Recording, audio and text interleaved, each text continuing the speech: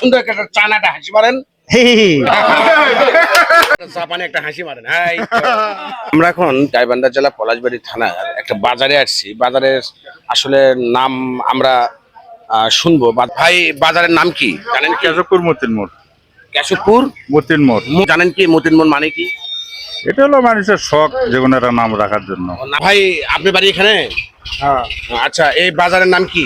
মতিন মোড়। মতিন মোড়। হ্যাঁ। আচ্ছা, মতিন মোড় কেন হলো এটা আপনি জানেন? কি জন্য হলো? জায়গার নাম হলো মতিন মোড়, এই আচ্ছা, জন্য মতিন মোড় নাম থুছে। এটার সঙ্গে কি একমত?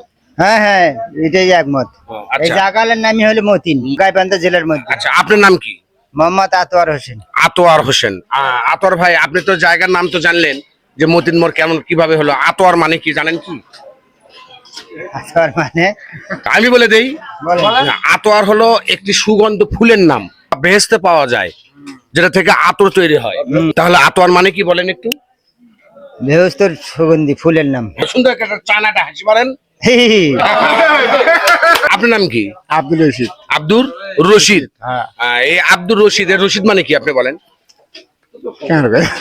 জানেন না?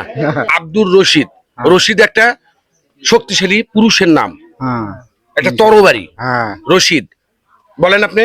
রশিদ মানে শক্তি, শক্তিমান। একটা তরবারির নাম রশিদ। রশিদ। আর ভাবিকেও বলতে পারবেন, আপনার ছেলে মেয়েকেও বলতে পারবেন। হ্যাঁ। আর সুন্দর করে তো পান খাচ্ছেন, একটা জাপানে একটা হাসি মারেন। হাই।